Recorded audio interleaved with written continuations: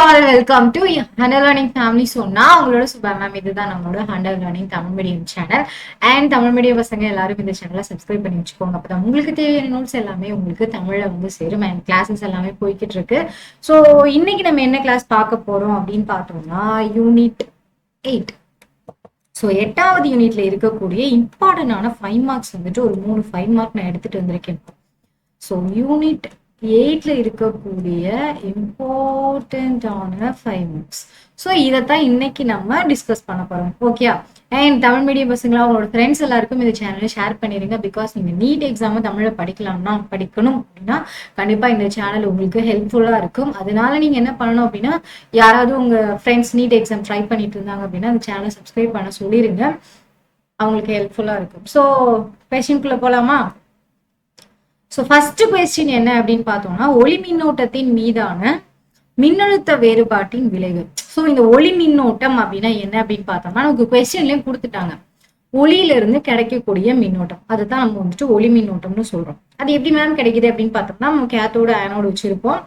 அது ஒரு பெரிய குவார்ட்ஸ் குழாய்க்குள்ள வந்துட்டு அந்த செட்டப்பை வச்சு அது மேல வந்துட்டு நம்ம புற ஊதா கதிர்களை செலுத்தும் போது நமக்கு மின்னோட்டமானது கிடைக்குது. அப்படிங்கறத வந்துட்டு பேசிக்கான ஒரு ஒளி மின்னழுத்த வேறுபாடு, அதாவது ஒளி மின்னோட்டம் அப்படிங்கிற ஒரு சின்ன டாபிக்ல இருக்கும்.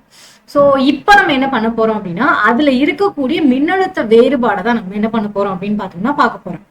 ஸோ சேம் அதே மாதிரி இந்த சைடு நமக்கு கேத்தோடு இருக்கு, இந்த சைடு ஆனோடு இருக்கு. இது மைனஸ்ல இருக்கு. ஸோ இது என்னதுல, அதாவது இது மைனஸ்ல இருக்கு, நமக்கு நல்லா தெரியும். இது வந்துட்டு பிளஸ்ல இருக்கு. ஸோ புற ஊதா கதிர்கள்ல இருந்து நமக்கு என்ன பண்ணும் அப்படின்னு பார்த்தோம்னா, மின் துகள்கள் எலக்ட்ரான்ஸ் எல்லாமே வந்துட்டு இந்த கேத்தோட வந்து சேரும். ஸோ கேத்தோடு வந்து சேர்ந்தோன்னா கேத்தோடுல இருக்கக்கூடிய அந்த துகள்கள் எல்லாம் என்ன பண்ணும், அது எல்லாமே வந்துட்டு எதிர்மின் அயனிகள். ஸோ இந்த அயனிகள்லாம் என்ன பண்ணும் அப்படின்னு பார்த்தோம்னா, புற ஊதா கதிர்கள்ல இருந்து வரக்கூடிய அயனிகளை தனக்குள்ள உறிஞ்சிட்டு கொஞ்ச நேரம் கழிச்சு அது என்ன பண்ணும் அப்படின்னு பார்த்தோம்னா அப்படியே வந்துட்டு வெளியில தள்ளும். ஸோ அப்படி வெளியில தள்ளும் போது அது இந்த ஏ அப்படிங்கிற ஆனோடுல போய் சேர்ந்து இந்த ஆனோடு என்ன பண்ணும் அப்படின்னு பார்த்தோம்னா, அந்த கதிர்கள் எல்லாத்தையுமே வந்துட்டு கேத்தோடுல இருந்து வந்த அந்த அயனிகள் எல்லாத்தையுமே வந்துட்டு ஆனோடு வந்துட்டு உறிஞ்சிக்கிறோம். ஸோ உறிஞ்சிட்டு ஒரு கட்டத்துல என்ன ஆகும் அப்படின்னு பார்த்தோம்னா, அது கொஞ்சம் கொஞ்சமா அந்த எலக்ட்ரான்ஸை வந்துட்டு வெளிவிடும் போது நமக்கு என்ன ஆகுது அப்படின்னு பார்த்தோம்னா, மொத்தமா இந்த செட்டப் ஃபுல்லாவே வந்துட்டு கரண்ட் ஆனது வருது. அந்த கரண்ட்டை தான் நம்ம ஒளி மின்னோட்டம் அப்படின்ற மாதிரி நம்ம சொல்றோம். ஸோ இப்போ எனக்கு இது மைனஸ்ல இதுல பிளஸ்ல இருக்கும்போது எனக்கு என்ன ஆகுது அப்படின்னு பார்த்தோம்னா, புற ஊதா கதிர்கள்ல இருந்து நார்மலா அயனிகள்லாம் வருது. அந்த அயனிகள் எல்லாமே ஏங்கிற கேத்தோட போய் சேருது. கேத்தோடானது என்ன பண்ணுது அப்படின்னு பார்த்தோம்னா, எலக்ட்ரான் எல்லாத்தையும் வாங்கிட்டு எனக்கு மின்னோட்டத்தை வந்துட்டு ப்ரொடியூஸ் பண்ணுது. ஓகேயா? ஸோ நம்ம என்ன பண்ண போறோம் அப்படின்னு பார்த்தோம்னா, நார்மலா இங்க ஒரு பேட்டரி கனெக்ஷன் கொடுத்துருப்போம் இல்லையா? ஸோ எனக்கு இந்த ஏல இருக்கு, அதாவது ஆனோடோட மின்னழுத்த வேறுபாடை நம்ம என்ன பண்ண போறோம் அப்படின்னு பார்த்தோம்னா ஜாஸ்தி பண்ண போறோம். ஆல்ரெடி ஒரு பேட்டரி கனெக்ஷன் கொடுத்ததாலதான் கேத்தோட்லயும் ஆனோட்லயும் எனக்கு அயனிகள் எல்லாம் இருந்துச்சு. நான் என்ன பண்ண போறேன் அப்படின்னு பார்த்தோம்னா, இந்த ஆனோடு இருக்கு இல்லையா, இந்த ஆனோடுல இருக்கக்கூடிய மின்னழுத்த வேறுபாடை நான் இன்க்ரீஸ் பண்றேன். ஓகேயா? சோ இதை நான் இன்க்ரீஸ் பண்ணும்போது எனக்கு என்ன ஆகும் அப்படின்னு பார்த்தோம்னா, இதுல அதிகமான பிளஸ் அயனிகள் உருவாகும் போது இதுல இருந்து வரக்கூடிய நிறைய மைனஸ் அயனிகளை தனக்குள்ள டக்கு டக்கு டக்கு டக்குன்னு உறிஞ்சிக்கிறோம். கரெக்டா? நான் இன்னும் கொஞ்சம் இன்க்ரீஸ் பண்ணேன்னா மறுபடி இன்னும் கொஞ்சம் வேகமா அது என்ன பண்ணும் அப்படின்னு பார்த்தோம்னா வரக்கூடிய அயனிகளை இன்க்ரீஸ் பண்ணும். ஸோ இன்னும் கொஞ்சம் மின்னழுத்த வேறுபாடு அதிகப்படுத்துறேன் அப்படின்னா மறுபடியும் அயனிகள் எல்லாத்தையுமே வந்துட்டு தனக்குள்ள உறிஞ்ச ஆரம்பிச்சிடும். மறுபடி நான் இன்னும் கொஞ்சம் அயனிகள், அதாவது மின்னழுத்த வேறுபாடு அதிகப்படுத்தினாலும் எனக்கு இங்க இருந்து வரக்கூடிய எலக்ட்ரான்களை உறிஞ்சுது, அது வெளியே விடுது. அந்த மின்னழுத்தமானது மாறாம இருக்கு. ஸோ எனக்கு ஸ்டார்டிங்ல கொஞ்சமா மின்னழுத்த வேறுபாடுல இருந்தப்போ வாங்குச்சு, அது அப்படியே இந்த சுற்று ஃபுல்லாவே வெளியிட்டுச்சு. இன்னும் கொஞ்சம் இன்க்ரீஸ் பண்ணேன், இந்த ஏயோட மின்னழுத்த வேறுபாடு நான் இன்னும் கொஞ்சம் இன்க்ரீஸ் பண்ணேன், அதிகமா வாங்குச்சு, அந்த சுற்று ஃபுல்லா அனுப்புச்சு. ஒரு ஸ்டேஜுக்கு மேல அது எவ்வளவு அயனிகள், நம்ம எவ்வளவுதான் அது மின்னழுத்த வேறுபாடை இன்க்ரீஸ் பண்ணிட்டே போனாலும் அது எவ்வளவு வெளியிடுதோ அவ்வளவுதான் வெளியிட்டுக்கிட்டே இருந்துச்சு. அந்த மதிப்பு எப்படி இருந்துச்சு அப்படின்னு பார்த்தோம்னா மாறாம இருந்துச்சு. அதை நம்ம புக்ல ஒரு கிராஃப்ல கொடுத்துருப்பாங்க. இதோ இருக்கா? இதுதான் வந்துட்டு ஒளி மின்னோட்டம். அதாவது எனக்கு ஆனோடு அதாவது கேத்தோடுல இருந்து வரக்கூடிய எலக்ட்ரான்களை ஆனோடானது உறிஞ்சி அது மூலமா கிடைச்ச ஒளி மின்னோட்டம் தான் இது. ஓகேயா? சோ இது என்ன அப்படின்னு பார்த்தோம்னா, ஏற்பு மின்வாயின் ஆனோடு மின்னழுத்தம். நான் ஆனோடு மின்னழுத்தத்தை 0ல இருந்து வைக்கிறேன், இங்க வந்துருச்சு. திரும்ப மின்னழுத்தத்தை நம்ம மறுபடியும் இன்க்ரீஸ் பண்றோம், எனக்கு எங்க வருது அப்படின்னு பார்த்தோம்னா இங்க வந்துருச்சு. மறுபடியும் இன்க்ரீஸ் பண்றோம், எனக்கு இங்க வந்துருச்சு. ஆனா இந்த ஸ்டேஜுக்கு மேல என்ன ஆகுதுன்னு பார்த்தோம்னா, நான் என்னதான் ஏற்புவாய் மின்னழுத்தத்தை இன்க்ரீஸ் பண்ணாலும் அது இந்த இடத்துலதான் இருக்கு.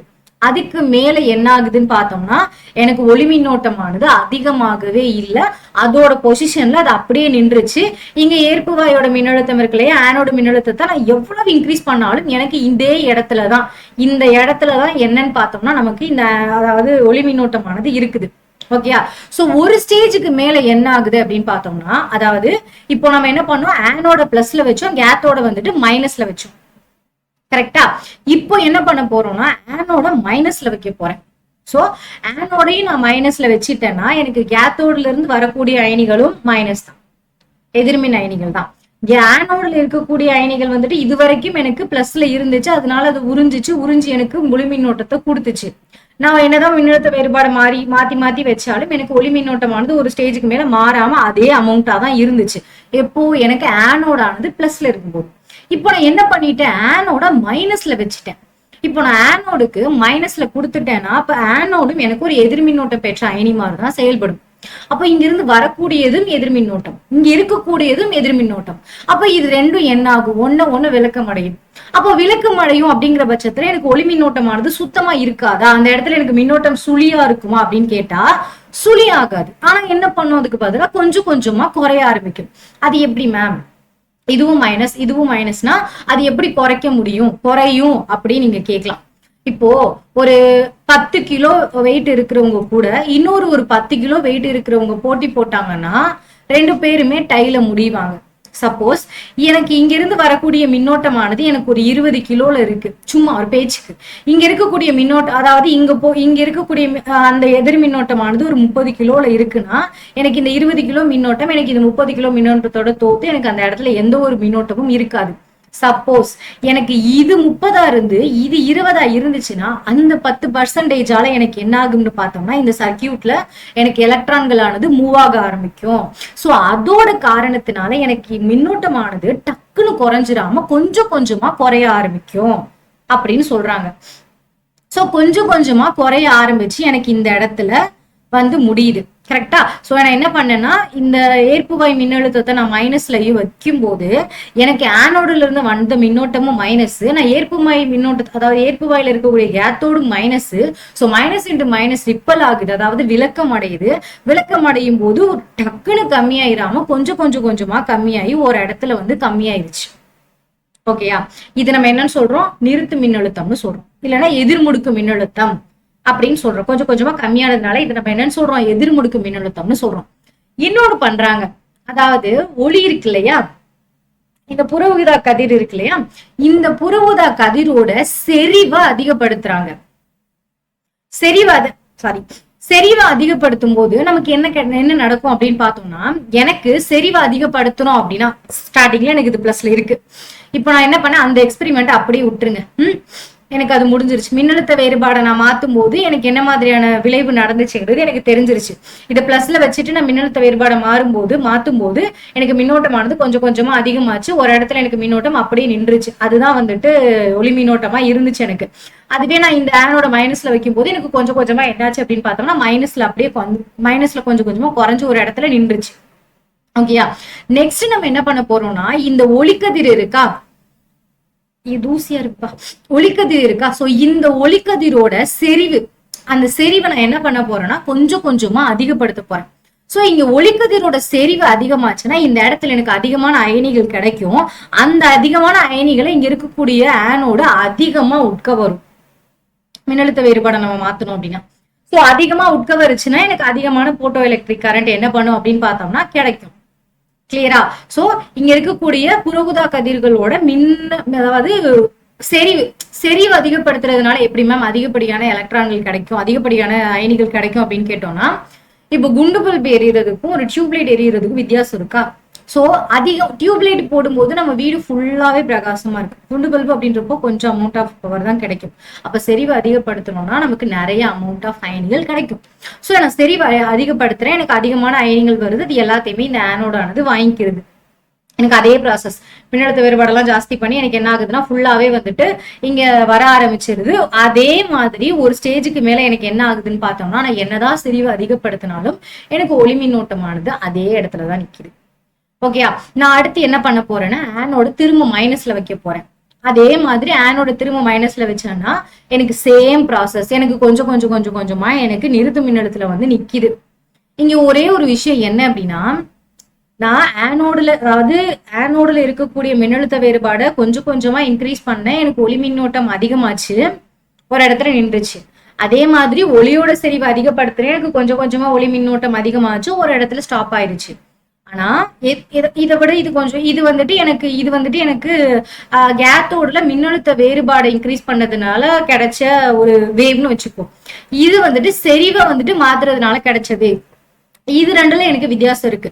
ஆனா எந்த ஒரு இந்த ரெண்டும் வந்துட்டு எந்த அளவுக்கு ஹை லெவலுக்கு போனாலும் ஒரே பாயிண்ட்ல தான் லோ ஆகுது, ஒரே புள்ளியில தான் வந்துட்டு அதோட சுழி மின்னோட்டமானது எங்க கிடைக்குது அப்படின்னு பார்த்தோம்னா ஒரு புள்ளியில தான் கிடைக்குது. இதோட மாற்றம் இதோட நிலை வந்துட்டு என்ன பண்ணல, மாறவே இல்லை. ஆனோட மின்னழுத்த வேறுபாடை மாத்துறதுனால எனக்கு கரண்ட் அதிகமாகுது, ஒரு இடத்துல நிக்குது, அது ஓகே. செறிவு அதிகப்படுத்துறதுனால எனக்கு போட்டோ எலக்ட்ரிக் கரண்ட் அதிகமாகுது, அது ஒரு இடத்துல நிக்குது, அது வேற ஒண்ணு. ஆனா இந்த ரெண்டுக்கும் இடையில இருக்கிற ஒரு ஒத்துமை என்னன்னா, இந்த ரெண்டுமே எனக்கு ஒரே இடத்துலதான் நிறுத்து மின்னழுத்தத்தை தருது. அப்போ நான் ஆனோட மைனஸ்ல வைக்கும் போது ரெண்டுமே ஒரே இடத்துலதான், ஒரே புள்ளியில தான் சுழியாகுது. ஓகேயா? சோ இதத்தான் சொல்லியிருப்பாங்க.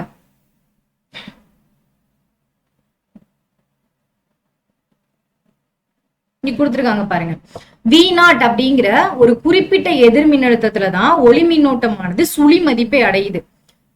இந்த மின்னழுத்தத்தை நம்ம நிறுத்து மின்னழுத்தம் அல்லது வெட்டு மின்னழுத்தம்னு சொல்றோம். இங்க பாருங்க, இங்க இருந்து கிடைக்கக்கூடிய எல்லா ஒளி மின்னோட்டங்களுமே எனக்கு இந்த V0ங்கிற இடத்துலதான் சுழி மதிப்பு அடையுது. இதைத்தான் நம்ம என்னன்னு சொல்றோம், நிறுத்து மின்னழுத்தம் அல்லது வெட்டு மின்னழுத்தம் அப்படின்னு சொல்லிட்டு சொல்றோம். நெக்ஸ்ட் என்ன சொல்றாங்கன்னு பாருங்க, நிறுத்து மின்னழுத்தம் என்பது பெரும இயக்க ஆற்றலை கொண்ட ஒளி எலக்ட்ரான்களை நிறுத்தி ஒளி மின்னோட்டத்தை சுழியாக்குவதற்கு ஆனோடிற்கு அளிக்கப்படும் எதிர்முடுக்கம். இப்போ எனக்கு என்ன சொல்றாங்கன்னா, பெரும ஆற்றலை கொண்ட ஒளி எலக்ட்ரான்கள்னா, இப்போ நான் அதாவது இங்க இருக்கக்கூடிய ஆனோடுல இருக்கக்கூடிய மின்னழுத்த வேறுபாடு அதிகப்படுத்தும் போதும் எனக்கு என்னாச்சுன்னா ஒளியை வந்துட்டு அதிகப்படியா வந்துட்டு எனக்கு ஆனோடு ஆனது உட்கவர்ந்துச்சு. உட்கவர்ந்து அந்த ஒளியை வந்துட்டு போட்டோ எலக்ட்ரிக் கரண்டா எனக்கு அந்த சர்க்கியூட் ஃபுல்லா கொடுத்துச்சு. அதே மாதிரி நான் ஆனோடுக்கு எதிர்முடுக்கத்தை கொடுத்தோன்னே எனக்கு என்னாச்சுன்னா கொஞ்சம் கொஞ்சமா குறைஞ்சிருச்சு. செறிவு அதிகப்படுத்துறது மூலமாவே எனக்கு போட்டோ எலக்ட்ரிக் கரண்ட் அதிகமாச்சு. ஏன்னா எலக்ட்ரான்களோட இயக்க ஆற்றல் இன்க்ரீஸ் ஆச்சு. அப்பவுமே வந்துட்டு நான் ஆனோடுக்கு எதிர்முடுக்கத்தை கொடுத்துட்டேன்னா எனக்கு ஒரு புள்ளியில வந்து சுழியாயிருச்சு. சோ ஆனோடுக்கு கொடுக்கக்கூடிய பெரும இயக்க ஆற்றல்ல இருக்கக்கூடிய எலக்ட்ரான்களை ஸ்டாப் பண்றதுக்காக ஆனோடுக்கு நம்ம கொடுக்கக்கூடிய அந்த எதிர்முடுக்கத்தை தான் நம்ம என்னன்னு சொல்றோம் அப்படின்னா எதிர்முடுக்கு மின்னழுத்தம், அதாவது நிறுத்து மின்னழுத்தம் அப்படின்னு சொல்லிட்டு சொல்றோம். கிளியரா? இதைத்தான் சொல்லியிருக்காங்க. இங்க எங்க இயக்க ஆற்றல் இருக்கு அப்படின்னு கேட்டா, எனக்கு கேத்தோடுல இருந்து ஆனோடுக்கு எலக்ட்ரான்கள் மூவ் ஆகுதுன்னா கண்டிப்பா அந்த இடத்துல எனக்கு இயக்க ஆற்றல் இருக்குன்னு அர்த்தம். சோ எனக்கு ஒரு இயக்க ஆற்றல் இருக்கு, நான் செறிவை இன்க்ரீஸ் பண்ணேன்னா அந்த இயக்க ஆற்றல் எனக்கு ஜாஸ்தி ஆகலாம். சப்போஸ் நான் இங்க இருக்கக்கூடிய மின்னழுத்த வேறுபாடை இன்க்ரீஸ் பண்ணும்போது எனக்கு இயக்க ஆற்றல் என்ன பண்ணலாம் அப்படின்னு பார்த்தோம்னா இன்க்ரீஸ் ஆகலாம். இந்த இயக்க ஆற்றல் எனக்கு எதுக்கு சமமா இருக்கு அப்படிங்கிறாங்கன்னா நிலை மின்னழுத்த ஆற்றலுக்கு ஈக்குவலா இருக்கு அப்படிங்கிறாங்க. எனக்கு ஒரு இடத்துல சுழியாச்சா, எனக்கு அந்த இடத்துல சுழியாகும் போது இயக்க ஆற்றல்னு பார்த்தோம்னா பீக்ல இருக்கு. இப்போ நான் செறிவை எடுத்துக்கோங்க, செறிவை நான் இன்க்ரீஸ் பண்றது மூலமா எனக்கு வந்துட்டு போட்டோ எலக்ட்ரிக் கரண்ட் ஒளி மின்னோட்டம் இன்க்ரீஸ் ஆயிட்டே போய் ஒரு இடத்துல சுழியா நின்னுச்சு. அதுதான் அந்த ஒளி மின்னோட்டத்தோட அதிகபட்ச வேல்யூ. அந்த அதிகபட்ச வேல்யூ எனக்கு எது மூலமா கிடைச்சிச்சுன்னா எலக்ட்ரான்களோட அதிகபட்சமான இயக்க ஆற்றலால கிடைச்சிச்சு. செறிவை அதிகப்படுத்தும் போது அதிகப்படியான எலக்ட்ரான்கள் டக்குனு மூவ் ஆனதுனாலதான் எனக்கு ஒளி மின்னோட்டமானது அதாவது எனக்கு ஹை வேல்யூவா கிடைச்சிச்சு. அதைத்தான் நம்ம சுழி மின்னோட்டம்னு சொல்றோம், நிலையாற்றல்னு சொல்றோம். கரெக்டா? சோ அந்த நிலையாற்றலுக்கு காரணமா இருந்தது யாருன்னு பார்த்தோம்னா என்னோட இயக்க ஆற்றல். அப்போ நிலையாற்றலும் பெருமை இயக்க ஆற்றலும் எனக்கு ஈக்குவலா இருக்கு அப்படிங்கிறாங்க. இயக்க ஆற்றல் அதிகமா இருந்தா மட்டும்தான் எனக்கு ஒளி எலக்ட்ரான்களோட, அதாவது போட்டோ எலக்ட்ரிக் கரண்ட் சொன்னா ஒளி மின்னோட்டம் அது வந்துட்டு ஒரு பெரிய மதிப்பை அடைய முடியும். அப்ப அது பெரிய மதிப்பு அடைகிறதுக்கு காரணமா இருக்கக்கூடியது யாருன்னு பார்த்தோம்னா எலக்ட்ரான்களோட அதிகப்படியான இயக்க ஆற்றல். அப்ப இது ரெண்டும் எனக்கு சமமா இருக்கு அப்படின்னு சொல்லிட்டு சொல்றாங்க. சோ அப்ப இயக்க ஆற்றல் எழுதிடலாமா? ஓகே, இங்க எழுதுறேன். சோ இயக்க ஆற்றல பொதுவா நம்ம கேஇன்னு சொல்றோம். அதை வந்துட்டு ஆஃப் எம்வி ஸ்கொயர்னு சொல்லுவோம். அதுவே வந்துட்டு நிலை மின்னழுத்த ஆற்றல EV0ன்னு சொல்றோம். நமக்கு என்ன தேவை? வி ஸ்கொயர் தான் தேவை. மின்னழுத்த வேறுபாடு தானப்பா தேவை. அதான நம்ம கண்டுபிடிக்க ட்ரை பண்ணிட்டு இருக்கோம். ஸோ அப்ப வி ஸ்கொயர் ஈக்குவல் டு மிச்சம் இந்த 2m இருக்கா, இது எல்லாமே அங்க போச்சுன்னா எனக்கு எப்படி மாறும்? இந்த 2ங்கிறது மேல போயிடும். அப்போ 2EV0 டிவைடட் பை எம்னு வரும். இந்த ஸ்கொயரை நான் இங்க கொண்டு போயிட்டேன்னா v equal to root of 2EV0 by எம்னு கிடைக்கும். கரெக்டா? இப்போ இந்த ஈயோட வேல்யூ, V0ஓட வேல்யூ, எம்மோட வேல்யூ எல்லாமே கான்ஸ்டன்ட். ஸோ இது எல்லாத்தையுமே நம்ம அப்ளை பண்ணிட்டோம்னா நமக்கு பேலன்ஸ் வந்துட்டு என்ன கிடைச்சிச்சு? 5.93 இன்ட்டு 10⁵ ரூட் ஆஃப் V0ன்னு கிடைச்சிச்சு. ஓகேயா? இதுதான் என்னன்னு பார்த்தோம்னா மின்னழுத்த வேறுபாடு. ஓகேயா? இதுவே வந்துட்டு நம்ம ஜூல்ஸோட லால எழுதும் போது, ஜூல் விதியில இருந்து எழுதும் போது இந்த கே பெருமம், இந்த இயக்க ஆற்றல் நம்ம எப்படி எழுதுவோம் அப்படின்னு பார்த்தோம்னா EV0ன்னு எழுதுவோமா? அத நம்ம வந்துட்டு V0 அப்படின்ற மாதிரி எழுதிக்கலாம். ஏன்னா அந்த EV0ம் V0ம் ஒண்ணுதான் அப்படிங்கிற மாதிரி சொல்லியிருப்பாங்க.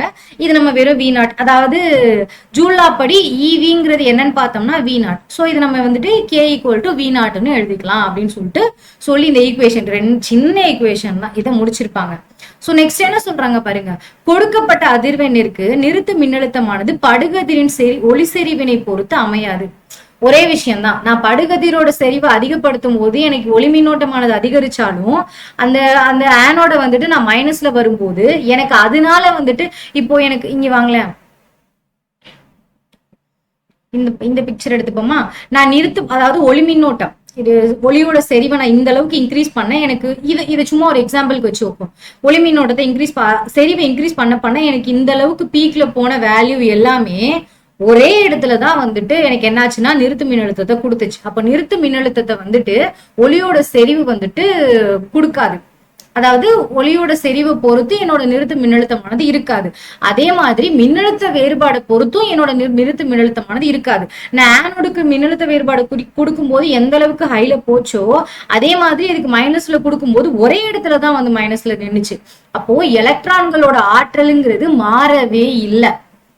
எலக்ட்ரானோட ஆற்றல் மாறல, அது இன்க்ரீஸ் ஆச்சு. எலக்ட்ரான்கள் இன்க்ரீஸ் ஆச்சே ஒழிய எலக்ட்ரான்களோட ஆற்றல் ஆனது சுத்தமா மாறல. அதனாலதான் அது எவ்வளவு பீக்ல போனாலும் ஒரே இடத்துல வந்து சுழியா முடிஞ்சிச்சு அப்படின்னு சொல்லிட்டு சொல்றாங்க. கிளியரா? சோ அவ்வளவுதான்ப்பா. அதான் இங்கேயும் சொல்லியிருக்காங்க. ஒளி எலக்ட்ரான்களின் பெரும இயக்க ஆற்றலும் படுகதிரின் ஒளி செறிவை பொறுத்து அமையல. அதோட பெருமை இயக்க ஆற்றலுமே எதை பொறுத்து அமையல? படுகதிரோட ஒளி செறிவை பொறுத்து சுத்தமா அமையல அப்படின்னு சொல்றாங்க. வேற ஒண்ணுமே கிடையாதுப்பா. ஒளியோட செறிவை நம்ம கொடுக்கறது மூலமா எனக்கு எலக்ட்ரான்கள் நிறைய ஆச்சு. ஆனா அது என்னதான் நிறைய ஆகி எனக்கு ஒளி செறிவை வந்துட்டு அதிகமா, அதாவது போட்டோ எலக்ட்ரிக் கரண்ட் அதிகமா கொடுத்தாலும் நிறுத்து மின்னழுத்தம்னு பார்த்தோம்னா ஒரு வேல்யூல தான் கிடைச்சிச்சு. இயக்க ஆற்றல் வந்துட்டு என்னதான் வந்துட்டு பெருமை இயக்க ஆற்றலா இருந்தாலும், பெருமை இயக்க ஆற்றல் மூலமா எனக்கு வந்துட்டு ஒளி மின்னோட்டம் அதிகமானாலும் நிறுத்து மின்னழுத்தம்ங்கிறது ஒரு புள்ளிதான். அப்போ ஒளியோட செறிவு எந்த வகையிலையும் இயக்க ஆற்றலையோ அந்த, அதாவது ஒளியோட, அதாவது இயக்க ஆற்றலும் சரி, எனக்கு வந்துட்டு நிறுத்து மின்னழுத்தம் நிறுத்து மின்னழுத்தம்ங்கிறது இயக்க ஆற்றலை பொறுத்தும் அமையாது. எனக்கு இன்னொன்னு என்ன சொன்னேன்னா ஒளியோட செறிவு அதை பொறுத்தும் அமையாது அப்படின்னு சொல்றாங்க. ஓகே, கிளியரா? சோ இதுல ஏதாவது டவுட் இருக்கா? புரிஞ்சிருக்கும் நம்புறேன். ஓகே, நம்ம நெக்ஸ்ட் क्वेश्चन போலாம். ஐன்ஸ்டீன் சமன்பாடு.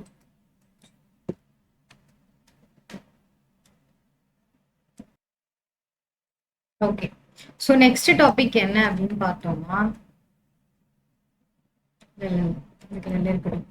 ஒளிமின் சமன்பாட்டை பற்றிய ஐன்ஸ்டீனோட விளக்கம். ஸோ இந்த விளக்கத்துக்காக ஐன்ஸ்டீன் என்ன பண்ணியிருக்காரு அப்படின்னு பார்த்தோம்னா நோபல் பிரைஸ் ஐன்ஸ்டீனுக்கு வந்து கொடுத்துருப்பாங்க.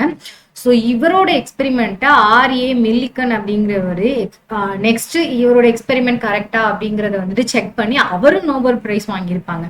ஸோ அப்படிப்பட்ட ஒரு ஸ்பெஷலான கொஸ்டின் தான் இது. ஸோ என்ன சொல்றாங்க அப்படின்னா, ஒரு உலோக பரப்பு மீது Hp அப்படிங்கிற ஆற்றல் கொண்ட இவரோட ஒளிமின், அதாவது ஐன்ஸ்டீனை பொறுத்த வரைக்கும் ஒளிமின் அந்த மின்னோட்டம் இருக்கு இல்லையா, ஒளி மின்னோட்டம் அப்படிங்கிறது வந்துட்டு போட்டான்கள் அப்படின்னு சொல்லிட்டு இன்ட்ரடியூஸ் பண்ணாரு.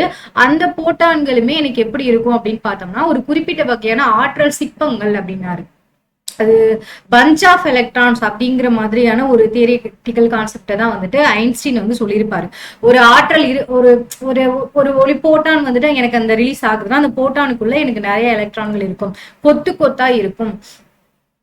சோ அதுதான் வந்துட்டு எனக்கு ஒளிமின்னோட்டம் அப்படிங்கிற மாதிரி தான் ஐன்ஸ்டீன் சொல்லியிருப்பார். சோ போட்டான்களை தான் இவர் என்னன்னு சொல்லுவார் அப்படின்னு பார்த்தோம்னா ஒளிமின்னோட்டம் அப்படிம்பாரு.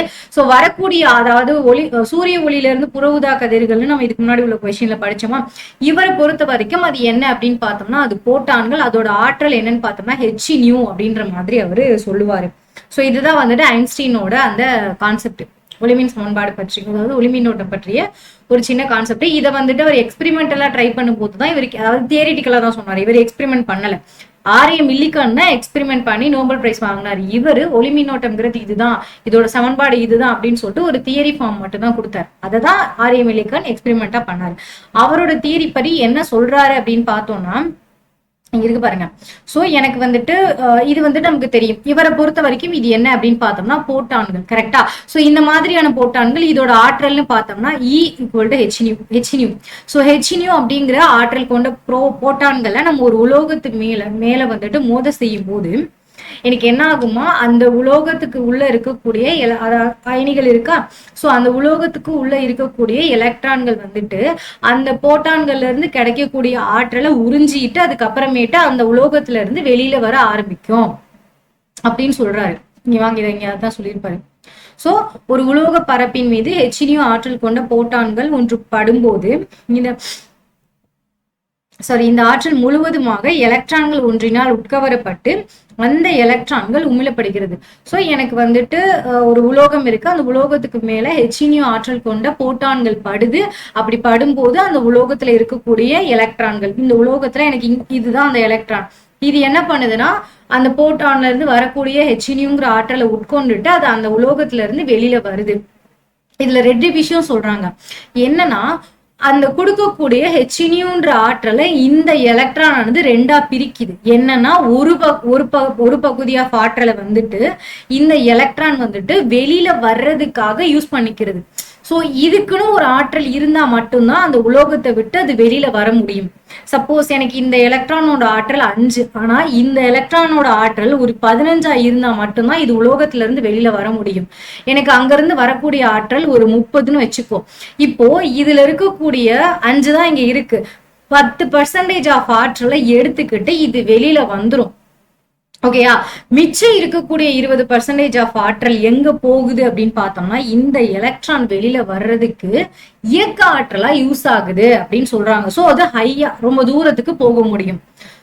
அங்கிறது hνன்ற ஆற்றல் வருது, அதை இந்த எலக்ட்ரான் உறிஞ்சிட்டு வெளில வருது. ஆனா உறிஞ்சும் போது என்ன நடக்குது, அதுக்கு எந்த அளவுக்கு தேவையான ஆற்றல் வேணுமோ அந்த ஆற்றலை உறிஞ்சிட்டு மிச்ச ஆற்றல் இயக்க ஆற்றலா பயன்படுத்திக்கிறது. அதைத்தான் சொல்றாங்க. ஓகேயா? சோ இந்த மாதிரி நடக்குது. அதை நம்ம எந்த மாதிரி எழுதுவோம் அப்படின்னு பார்த்தோம்னா இது இருக்கு பாருங்க, கொடுத்துருக்காங்க பாருங்க. போட்டானின் ஒரு பகுதி ஆற்றல் உலோக பரப்பில் மின்னழுத்தம் அரணை கடப்பதற்கு பயன்படுகிறது. இந்த இடத்துல இருந்து இந்த உலோகம், இந்த எலக்ட்ரான் ஆனது இங்க போறதுக்கு எனக்கு ஒரு hνன்றதுல இருந்து ஒரு பங்கு பயன்படுது. மிச்சம் இருக்கிற ஆற்றல் எனக்கு என்ன பண்ணுதுன்னா எலக்ட்ரானுக்கு இயக்க ஆற்றலா பயன்படுது. சோ இங்க இருக்கக்கூடிய எலக்ட்ரான் எனக்கு இங்க போறதுக்கு தேவையான இயக்க ஆற்றலை எனக்கு ஒரு பங்காஃப் ஆற்றல் வந்துட்டு கொடுக்குது. ஓகேயா? சோ இது என்ன பண்ணுது, எனக்கு அரணை விட்டு வெளில போக ஹெல்ப் பண்ணுது. இது எனக்கு இயக்க ஆற்றலா பயன்படுது, இந்த hνன்ற ஆற்றல் மட்டுமே. சோ அதை நம்ம ஆற்றல் அழிவின்மை விதிப்படி எப்படி எழுதலாம் அப்படின்னு பார்த்தோம்னா hν ஈக்குவல் டு இந்த φ0ங்கிறது என்ன அப்படின்னு பார்த்தோம்னா வெளியேற்ற ஆற்றல்னு சொல்லுவோம். எனக்கு அந்த எலக்ட்ரான் ஆனது உலோகத்தை விட்டு வெளியேறதுக்கு தேவையான ஆற்றல் இருக்கா, அதுதான் வெளியேற்ற ஆற்றல். சோ அதை நம்ம φ0ன்னு சொல்றோம். நமக்கு நல்லாவே தெரியும் இயக்க ஆற்றல்ங்கிறது 12mv². கிளியரா? இதுதான் ஃபர்ஸ்ட் ஈக்குவேஷன்ல கொடுத்துருப்பாங்க. சோ செகண்ட் ஈக்குவேஷன் என்ன சொல்றாங்க அப்படின்னு பார்த்தோம்னா ஒரு விஷயம்ப்பா, நான் அந்த வரக்கூடிய ஆற்றலோட அதிர்வெண்ணை அதிகப்படுத்தினேன்னு வச்சுக்கோங்க, எனக்கு இயக்க ஆற்றலானது அதிகமாகும். நமக்கு ஒரு விஷயம் நல்லா தெரியும், எனக்கு வந்துட்டு ஆற்றல் இருக்கு இல்லையா, இப்போ நான் செறிவை அதிகப்படுத்துறதுனால எனக்கு எலக்ட்ரான்களோட எண்ணிக்கை மட்டும்தான் அதிகமாகும், ஆற்றலானது இன்க்ரீஸ் ஆகாது. எலக்ட்ரான்களோட எண்ணிக்கை இன்க்ரீஸ் ஆகும் போது எனக்கு வந்துட்டு ஒரு அளவான மின்னோட்டம் வந்துட்டு ஜாஸ்தியா கிடைக்கும். ஆனா எலக்ட்ரானோட ஆற்றலுங்கிறது மாறாது அப்படின்னு சொல்லிட்டு நான் முன்னாடி சொல்லியிருக்கேன். அப்போ எலக்ட்ரானோட ஆற்றல் எதை பொறுத்து இருக்குன்னு பார்த்தோம்னா அதிர்வெண்ணை பொறுத்து இருக்கு. நான் அதிர்வெண்ணை ஜாஸ்தி பண்ணிட்டேன்னா எனக்கு எலக்ட்ரானோட ஆற்றலும் ஜாஸ்தி ஆகும். அப்ப நான் அதிர்வெண்ணை கம்மி பண்ணிட்டேன்னா எனக்கு எலக்ட்ரானோட ஆற்றல் என்ன ஆகும் அப்படின்னு பார்த்தோம்னா கம்மியாகும். இப்போ நான் என்ன பண்ண போறேன்னு பார்த்தோம்னா எலக்ட்ரானோட ஆற்றல் இருக்கா, அதை கம்மி பண்ணணும். அதுக்கு நான் என்ன பண்ணணும்? அதிர்வெண்ணை கம்மி பண்ணணும். சோ நான் இப்ப அதிர்வெண்ணை கம்மி பண்ணிட்டேன். இங்க இருக்கக்கூடிய எலக்ட்ரானோட அதிர்வெண்ணை, அதாவது வரக்கூடிய ஆற்றலோட அதிர்வெண்ணை நம்ம என்ன பண்ண போறோம் அப்படின்னு பார்த்தோம்னா கம்மி பண்ணிட்டேன்ப்பா. சோ எனக்கு கம்மியான ஆற்றல் கொண்ட போட்டான்கள் தான் வருது. சோ போட்டான நான் கம்மியா கொடுக்குறேன். எனக்கு உலோகத்துக்கு மேல பட்டு எனக்கு உலோகமானது மூவ் ஆக ஆரம்பிச்சிச்சு. ஆனா இந்த தூரத்துக்கு மட்டும்தான் போகும். அதாவது அந்த உலோகமானது அந்த அரணை விட்டு வெளியில மட்டும்தான் போகும். அதுக்கு வெளியேற்ற ஆற்றல் மட்டும்தான் இருக்கும். அதால வெளியில மட்டும்தான் போக முடியுமே ஒழிய அதுல இருந்து ஒரு குறிப்பிட்ட தூரம் பயணிக்க முடியாது. ஏன்னா அதுக்கு இயக்க ஆற்றல்ங்கிறது சுத்தமா இருக்காது. ஏன்னா நான் வந்துட்டு அதிர்வெண்ணை கம்மி பண்ணிட்டேன். அதிர்வெண்ணை கம்மி பண்ணனா எனக்கு என்ன ஆகும்னு பார்த்தோம்னா இயக்க ஆற்றல் இருந்து தானா குறைய ஆரம்பிச்சிடும். அதிர்வெண்ணை அதிகப்படுத்தினா இயக்க ஆற்றல் அதிகமாகும். அதிர்வெண்ணை கம்மி பண்ணனா இயக்க ஆற்றல் எனக்கு என்ன ஆகும் அப்படின்னு பார்த்தோம்னா கம்மியாயிரும். சோ கம்மியான இயக்க ஆற்றல் கொண்ட ஒரு போட்டானை நான் கொடுக்கும்போது என்னோட உலோகத்துல இருக்கக்கூடிய எலக்ட்ரான் ஆனது உலோகத்தை விட்டு வெளியில மட்டும்தான் போகும். அதால ஒரு குறிப்பிட்ட தூரம் பயணம் செய்ய முடியாது. ஏன்னா எனக்கு அங்க இயக்க ஆற்றல் என்னவா இருக்கும்? 0வா இருக்கும் அப்படின்னு சொல்றாங்க. இப்போ ஒண்ணும் கிடையாது. எனக்கு இந்த உலோகம் வெளியில போறதுக்கு 15 தேவை. வர்ற ஆற்றலும் 15 தான் அப்படின்னா அப்ப இந்த 15% ஆஃப் ஆற்றலை வச்சு அந்த உலோகத்தால வெளியில, அதாவது அந்த எலக்ட்ரானால வெளியில தான் போக முடியுமே ஒழிய ஒரு குறிப்பிட்ட தூரம் பயணம் செய்ய முடியாது. சப்போஸ் இது ஒரு 25 இருந்துச்சுன்னா மிச்சம் இருக்கிற 10% வந்துட்டு எனக்கு எதுவா மாறும்னு பார்த்தோம்னா இயக்க ஆற்றலா மாறும். அது இருக்கிறது 15% அப்படிங்கிறதுனால எனக்கு என்னோட உலோகம் வெளியில மட்டும்தான் போகும். அப்ப எனக்கு அங்க என்ன இருக்கும் அப்படின்னு பார்த்தோம்னா வெளியேற்ற ஆற்றல் மட்டும்தான் இருக்கும். எப்போனா ஹெச்மியூ0 அப்படிங்கிற ஒரு ஆற்றல் கொண்ட போட்டான்களை கொடுக்கும்போது எனக்கு என்ன மட்டும்தான் இருக்கும்? வெளியேற்ற ஆற்றல் மட்டும்தான் இருக்கும். கைனடிக் எனர்ஜி 0வா இருக்கும். ஓகேயா? சோ ஃபர்ஸ்ட் ஈக்குவேஷன் நம்ம என்ன எழுதியிருப்போம்னு பார்த்தோம்னா ஹெச்இனியூ ஈக்குவல் டு எனக்கு வந்து வெளியேற்ற ஆற்றலும் இருந்துச்சு, இயக்க ஆற்றலும் இருந்துச்சு. கரெக்டா? சோ நான் இந்த φ0க்கு பதிலா HV0ன்னு எழுத போறேன். அப்ப HV equal to HV0 plus half mv square. Okay, இதுதான் என்ன அப்படின்னு பார்த்தோம்னா ஐன்ஸ்டீனோட ஒளிமின் சமன்பாடு. இதுதான் ஐன்ஸ்டீனோட என்ன ஒளிமின் சமன்பாடு. சோ இன்னொரு விஷயத்த ஐன்ஸ்டீன் சொல்றாரு என்ன அப்படின்னா, இப்போ எனக்கு அந்த வாங்க அது இந்த படத்தை எடுத்துக்கோங்க. சோ எனக்கு ஹெச்வின்ற ஆற்றல் கொண்ட போட்டான்களானது என்னோட எலக்ட்ரான் மேல மோதிச்சு ஆற்றல்ல பாதியை வாங்கிட்டு அது வெளில போச்சு, மிச்சத்தை கைனடிக் எனர்ஜியா உருவாக்குச்சு. ஆனா எந்த இடத்துலயுமே ஒரு எலக்ட்ரான் இன்னொரு எலக்ட்ரானோட மோதவே இல்லை.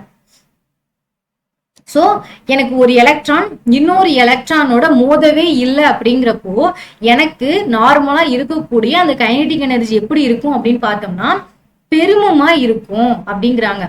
இப்போ எனக்கு ரெண்டு எலக்ட்ரான் மோதிச்சுன்னா அந்த இடத்துல எனக்கு என்ன ஆகும்? ஆற்றல் இழப்பீடு நடக்கும். சோ ஒரு எலக்ட்ரானும் இன்னொரு எலக்ட்ரானும் மோதும் போது எனக்கு இந்த இடத்துல வந்துட்டு ஆற்றல் குறைய ஆரம்பிக்கும். எனக்கு இங்க எந்த ஒரு மோதலும் கிடையாது. நிறைய ஆற்றல் வந்துச்சு, அதை கொஞ்சத்தை வந்து வெளியேற்றதுக்கு யூஸ் பண்ணிக்கிச்சு, வெளியே வர்றதுக்கு யூஸ் பண்ணிக்கிச்சு, மிச்சத்தை இயக்க ஆற்றலா மாத்திடுச்சு. ஆற்றல் இழப்பீடு சுத்தமா இல்ல. அதே மாதிரி எனக்கு கைனடிக் எனர்ஜி என்னவா இருக்கு? பெருமமா இருக்கு அப்படிங்கிறாரு. அகமோதல்கள் இல்லாத காரணத்தினால எனக்கு கைனடிக் எனர்ஜி, அதாவது இயக்க ஆற்றலானது பெருமமா இருக்கு அப்படின்னு சொல்லிட்டு சொல்றாரு. சோ இப்ப அதை நம்ம எப்படி எழுதிக்கலாம்? அதாவது கே பெருமம்னு எழுதுவோமா? சோ கைனடிக் எனர்ஜி எனக்கு பெருமமா இருக்கிறத எப்படி எழுதலாம்?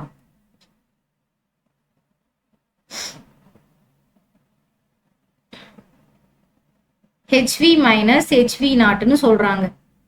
இது எப்படி வந்துச்சு அப்படின்னு பார்த்தோம்னா நம்ம இதுக்கு முன்னாடி ஒரு ஈக்குவேஷன் எடுத்திருப்போம். அதாவது HV ஈக்குவல் டு φ0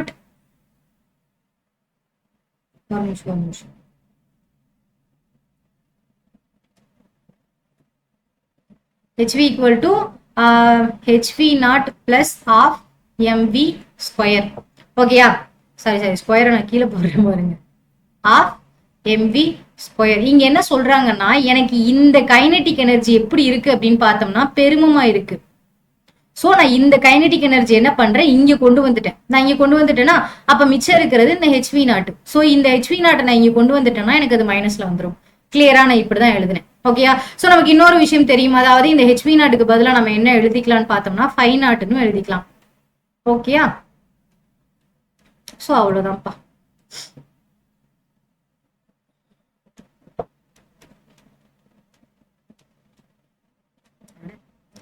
கே என்னவா இருக்கு?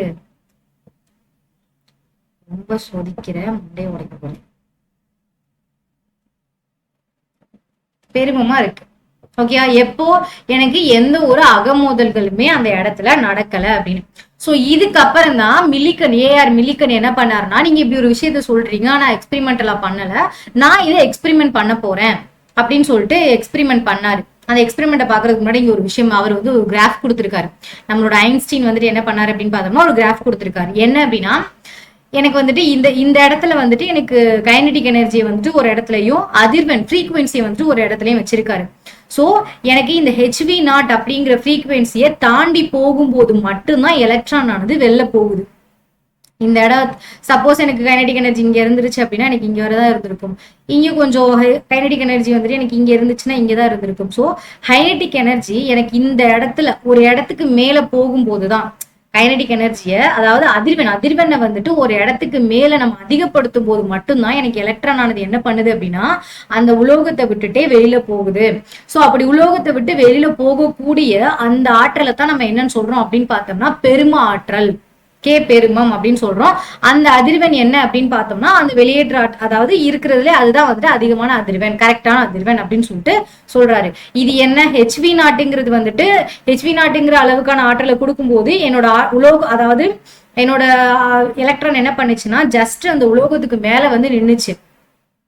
அதுவே என்னோட அதிர்வெண்ணை நான் ஹெச்வின்னு மாத்திட்டேன், இல்லைன்னா அதோட அதிர்வெண்ணை நான் ஜாஸ்தி பண்ணிட்டேன்றப்போ எனக்கு என்னாச்சு, உலோகத்தை விட்டு எலக்ட்ரான் வந்து வெளில போச்சு அப்படின்றாரு.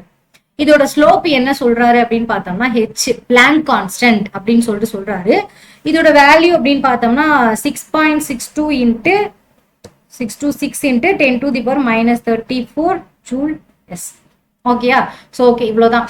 நெக்ஸ்ட் யார் வந்தாரு அப்படின்னு பார்த்தோம்னா நம்மளோட ஏஆர் மில்லிகன். ஸோ இவர் என்ன பண்ணாரு அப்படின்னு பார்த்தோம்னா ஒரு உலோகத்தை மட்டும் வச்சு ட்ரை பண்ணல. நம்மளோட ஐன்ஸ்டீன் என்ன பண்ணாருன்னா எந்த ஒரு உலோகத்துல வந்துட்டு நம்ம போட்டோ எலக்ட்ரிக், அதாவது போட்டான்ஸை கொடுக்கும்போது அதுல இருந்து பாதி எலக்ட்ரான் பாதி போட்டான் ஆற்றல் வந்துட்டு எனக்கு எலக்ட்ரான் வெளில போறதுக்கு ஹெல்ப் பண்ணும், மிச்சம் இருக்கிறது எல்லாம் எனக்கு இயக்க ஆற்றலா மாறும் அப்படின்னு சொல்லிட்டு ஐன்ஸ்டீன் சொல்லி முடிச்சிட்டாரு. ஆனா நம்மளோட ஏஆர் மில்லிகன் என்ன பண்ணாருன்னா ஒரே ஒரு உலோகத்தை மட்டும் வச்சு ட்ரை பண்ணாம நிறைய வகையான உலோகங்களை வச்சு ட்ரை பண்ணாரு. சோ எனக்கு சீசியம் எனக்கு -2.14 எலக்ட்ரான் வோல்ட் இருக்கும் போதுதான் அந்த அதிர்வெண்ல மட்டும்தான் சீசியமால என்ன பண்ண முடிஞ்சிச்சுன்னா அந்த உலோகத்தை விட்டு வெளில போக முடிஞ்சிச்சு. பொட்டாசியம் வந்துட்டு 2.30 எலக்ட்ரான் வோல்ட் வேணும், அதோட அதிர்வெண் எந்த மதிப்பு வேணுங்கிறது. சோ ஒரு உலோகத்துக்குமே அதிர்வெண்கள் என்னாச்சு அப்படின்னு பார்த்தோம்னா மாற ஆரம்பிச்சிச்சு.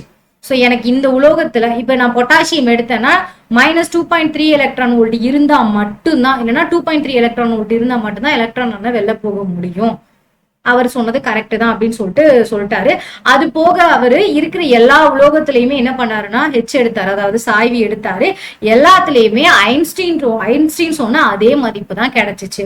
ஸோ இதை வந்துட்டு இவர் எக்ஸ்பெரிமெண்டா ப்ரூஃப் பண்ணும்போது இவருக்கும் என்ன பண்ணாங்க அப்படின்னு பார்த்தோம்னா நோபல் பிரைஸ் வந்துட்டு கொடுத்தாங்க. கிளியரா? இவ்வளவுதான்ப்பா. இதுதான் வந்துட்டு ஐன்ஸ்டீனோட மொத்தமான ஒளிமின் சமன்பாடேப்பா. ஸோ டோட்டலா சொல்லணும்னா அவரை பொறுத்த வரைக்கும் ஒளிக்கதிர்கள்ங்கிறது போட்டான், அது வந்துட்டு ஒரு ஆற்றல் சிப்பம், அதுக்குள்ள நிறைய இருக்கு, ஆற்றல்கள் இருக்கு, பஞ்ச் ஆஃப் ஆற்றல் இருக்கு. ஒரு வாட்டர் பலூன்ல வந்துட்டு தண்ணியை ஊத்தி வைக்கும் போது அவரை பொறுத்த வரைக்கும் ஆற்றலுங்கிறது தண்ணி நிரப்பப்பட்ட ஒரு பந்து மாதிரி. சோ அது ஒரு இடத்துல அடிச்சோம் அப்படின்னா அந்த ஒரு இடத்துல இருக்கிற எல்லா இடத்தையும் நினைச்சிரும் அப்படிங்கிற மாதிரி அவரோட எண்ணம். ஒளிங்கிறது அந்த பலூன்ல நிரப்பப்பட்ட தண்ணி மாதிரி, அதுதான் ஆற்றல் சிப்பம். அதைத்தான் வந்துட்டு என்னன்னு சொல்றாரு, போட்டான்ஸ் அப்படின்னு சொல்லிட்டு அவரோட கான்செப்ட். சோ அந்த மாதிரி ஆற்றலை வந்துட்டு நமக்கு ஒரு உலோகத்துக்கு மேல பட வைக்கும் போது அந்த உலோகத்துல இருக்கக்கூடிய எலக்ட்ரான்கள் பாதி ஆற்றலை உறிஞ்சிட்டு மீதி ஆற்றலை இயக்க ஆற்றலை மாத்திட்டு அந்த உலோகத்தை விட்டு வெளில போச்சு. ஆனா இன்னொரு விஷயம் சொல்றாரு, அதிர்வெண்ணை ஜாஸ்தி பண்ணோம்னா எனக்கு இயக்க ஆற்றல் இன்க்ரீஸ் ஆகும், இயக்க ஆற்றல் நான் கம்மி பண்ணணும்னா அதிர்வெண்ணை கம்மி பண்ணா போதும். சோ அதிர்வெண்ணை வந்துட்டு அந்த எலக்ட்ரான் வெளியில போக தேவையான அதிர்வெண்ணுக்கு கம்மியா கொடுக்கும் போது எனக்கு அந்த உலோகத்துல இருந்து எலக்ட்ரான்கள் உலோகத்துக்கு மேல வந்துச்சு ஒழிய ரொம்ப தூரம் போல அங்க எனக்கு இயக்க ஆற்றல் 0வா இருந்துச்சு. கிளியரா? சோ அவ்வளவுதான். இதைத்தான் மில்லிகன் என்ன பண்ணாருன்னா எக்ஸ்பெரிமெண்டலா நிறைய உலோகங்களை வச்சு எக்ஸ்பெரிமெண்ட் பண்ணி கண்டுபிடிச்சிட்டாரு. அதுக்கு அவருக்கு நோபல் பிரைஸ் கொடுத்துட்டாங்க. சோ இவ்வளவுதான் ஐன்ஸ்டீனோட எலக்ட்ரான், ஒளி எலக்ட்ரான். எனக்கு பேரு மறந்து போச்சு, ஒளிமின் சமன்பாடு. ஸோ நெக்ஸ்ட் கொஸ்டின் என்ன அப்படின்னு பார்த்தோம்னா எலக்ட்ரானை நோக்கி எப்போ 2 கொஸ்டின் தானே மேம், இன்னைக்கு என்ன 3rd கொஸ்டின் தான், 3 கொஸ்டின் தான் இருந்துச்சு. சரி 3யுமே சொல்லிடலாம் அப்படின்னு சொல்லிட்டுதான் எலக்ட்ரானை நோக்கி.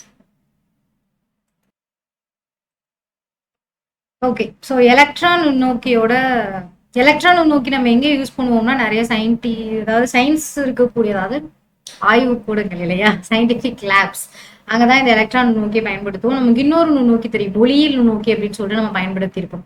எலக்ட்ரான் நுண்ணோக்கியும் ஒளியியல் நுண்ணோக்கியுமே ஆல்மோஸ்ட் ஒரே மாதிரி தான் செயல்படும். ஆனா என்ன ஒரு வித்தியாசம்னு பார்த்தோம்னா, அங்க நம்ம லென்ஸை யூஸ் பண்ணியிருப்போம், இங்க வந்துட்டு காந்தப்புலம், அந்த காந்த புலங்களை வந்துட்டு நம்ம லென்ஸ் மாதிரி யூஸ் பண்ணியிருப்போம். ஓகே, ஸோ அது ஒண்ணுதான் வந்துட்டு வித்தியாசம். ஏன்னா எலக்ட்ரான் மூலத்துல இருந்து வந்துட்டு எலக்ட்ரான்ஸை வந்துட்டு நம்ம எடுக்கும்போது அதை நம்ம வந்துட்டு லென்ஸுகள்ல வந்துட்டு பயன்படுத்த முடியாது அப்படின்ற மாதிரி சொல்லியிருப்பாங்க நார்மல் லென்ஸ்ல வந்துட்டு. ஸோ இதோட தத்துவம்னு பார்த்தோம்னா, ஒளியோட அலைப்பண்பு இருக்கா, ஒளியோட அலைப்பண்பு தான் இந்த எலக்ட்ரான் நுண்ணோக்கியோட பேசிக்கான தத்துவம். ஒளியானது ஒரு அலை வடிவத்துல இருக்கு அப்படிங்கிறத நமக்கு டீப்ராய் சொல்லியிருப்பாரு.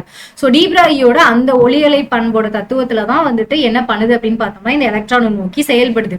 ஆனா நமக்கு ஒளியியல் நுண்ணோக்கி இருக்கு, அந்த ஒளியியல் நுண்ணோக்கியில கிடைக்கக்கூடிய அந்த ஒளியோட அலைநீளத்தை காட்டிலும் எலக்ட்ரான் நுண்ணோக்கியில கிடைக்கக்கூடிய அந்த ஒளியோட அலைநீளம், அதாவது கொடுக்கக்கூடிய ஒளியோட அலைநீளம் வந்துட்டு ரொம்ப சின்னது அப்படிங்கிறாங்க.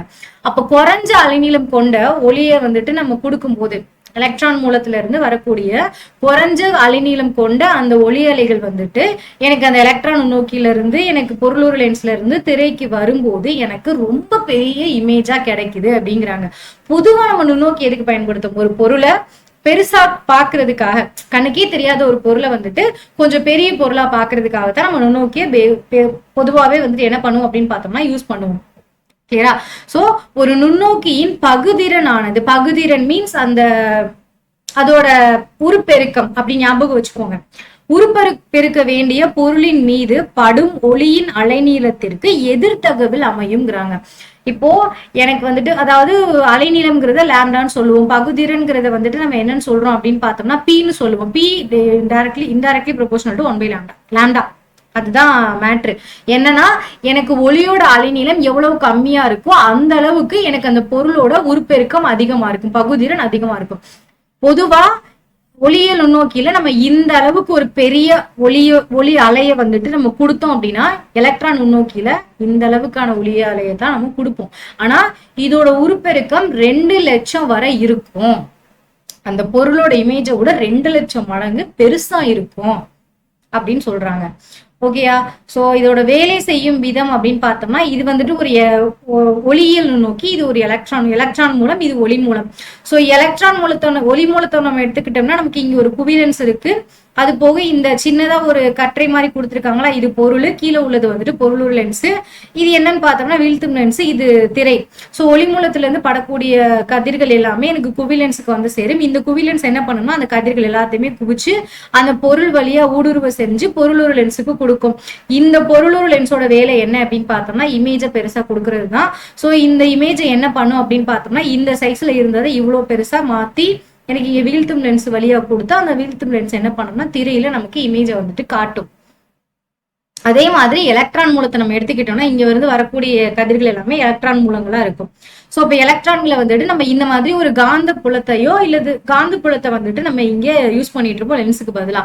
சோ இந்த காந்த புலம் என்ன பண்ணும், பெரும காந்த புலம் என்ன பண்ணும்னு பார்த்தோம்னா, நமக்கு வரக்கூடிய எலக்ட்ரான் மூலத்தை ஒரு இணை கதிர்களா மாத்தும், இணை கோடுகளா மாத்தும்.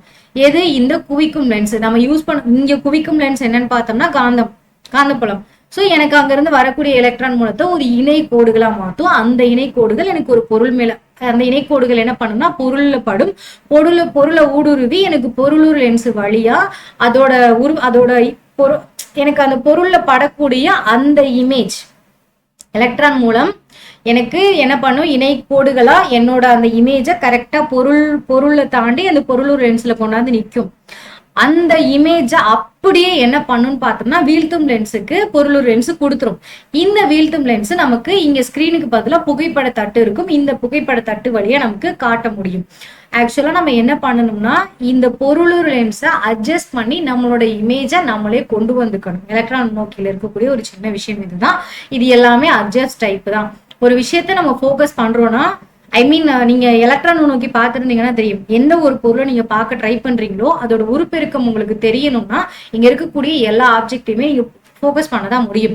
ஸோ எனக்கு எலக்ட்ரான் மூலம் குவிலென்ஸுக்கு வரும். அது என்ன? காந்தம். அது அப்படியே பொருளுறு லென்ஸுக்கு வரும், உருப்பெருக்கம் அடையும். அது வீழ்த்தும் லென்ஸுக்கு வரும். அந்த வீழ்த்தும் லென்ஸை தாண்டி நம்மளால புகைப்பட தட்டுல அந்த பொருளோட இமேஜை வந்துட்டு 2 லட்சம் மடங்கு பெருசா பார்க்க முடியும். அதோட ஆக்சுவல் இமேஜ் இந்த மாதிரி இருந்துச்சு அப்படின்னா அதை நம்ம கடைசியா பார்க்கும்போது நமக்கு இந்த அளவுக்கு பெருசா பார்க்க முடியும். ஓகேயா? இது எங்கெல்லாம் யூஸ் பண்றாங்கன்னு பார்த்தோம்னா ஆய்வுக்கூடங்கள்ல தான், அறிவியல் ஆய்வுக்கூடங்கள். நீங்க வந்துட்டு பிஜி ஆர் யூஜில வந்துட்டு பிசிக்ஸ் எடுத்து படிக்க ஆரம்பிச்சீங்கன்னா நீங்க வந்துட்டு பிராக்டிகல்ஸ்ல இது எல்லாத்தையுமே படிப்பீங்க. பிஜில இன்னும் ஜாஸ்தியா படிக்க ஆரம்பிக்கீங்க. யூஜிலையுமே உங்களுக்கு இது எல்லாமே maybe first or second third இயருக்குள்ளேயே வந்துடும். ஸோ இதெல்லாம் நீங்க பார்க்க ஆரம்பிச்சிருக்கீங்க. எக்ஸ்பெரிமெண்டலா பார்க்கும்போது உங்களுக்கு இன்னும் கொஞ்சம் ஃபன்னா இன்ட்ரெஸ்டிங்கா இருக்கும். இவ்வளவுதான்ப்பா. ஸோ இதுல ஏதாவது டவுட்ஸ் இருந்துச்சு அப்படின்னா நீங்க தாராளமா கேட்கலாம். அண்ட் உங்களுக்கு வேற என்ன கொஸ்டின்ஸ் வேணும், வேற என்ன சப்ஜெக்ட்ல இருந்து எடுக்கலாம், ப்ராப்ளம் நான் போட்டுடுறேன். யாரும் கோச்சிக்காதீங்க. ஃபார்முலா ஷீட் ரெடி பண்ணிட்டு இருக்கேன். அது என்னன்னா கொஞ்சம் இந்த தமிழ்ல வந்துட்டு கொஞ்சம் டைப் பண்ணும்போது டைம் எடுக்கும். இங்கிலீஷ்ல வந்துட்டு நம்ம டக்கு டக்கு டக்குன்னு டைப் பண்ணிடலாம். தமிழ்ல டைப் பண்றது கொஞ்சம் கஷ்டம். ஸோ ஷுர் நான் உங்களுக்கு தந்துடுறேன், நீங்க அதை பத்தி கவலைப்பட வேண்டாம். ஸோ இப்போதைக்கு வேற ஏதாவது டவுட் இருக்கு, எனக்கு வேற ஏதாவது லெசன்ல இருந்து எனக்கு இந்த கொஸ்டின் எடுத்தா நல்லா இருக்குமே அப்படின்னு தோணுச்சுன்னா அந்த கொஸ்டினை கீழே கமெண்ட் பண்ணிருங்க. 20 நாளுக்குள்ளதான் இருக்கு. ஸோ படிக்க ஆரம்பிச்சிருங்க. டைம் வேஸ்ட் பண்ண வேணாம் ப்ளீஸ். All the best. நல்லா படிங்க, ஜாலியாக படிங்க, ஃப்ரெஷ்ஷா. அதாவது மண்டே வந்துட்டு டென்ஷன் ஆக்கிக்காம ஃப்ரெஷ்ஷாக வச்சுக்கோங்க. ஜாலியாக இருக்கு, காமா இருங்க. எக்ஸாம் எழுததான் போகிற ஆப்ஷனே.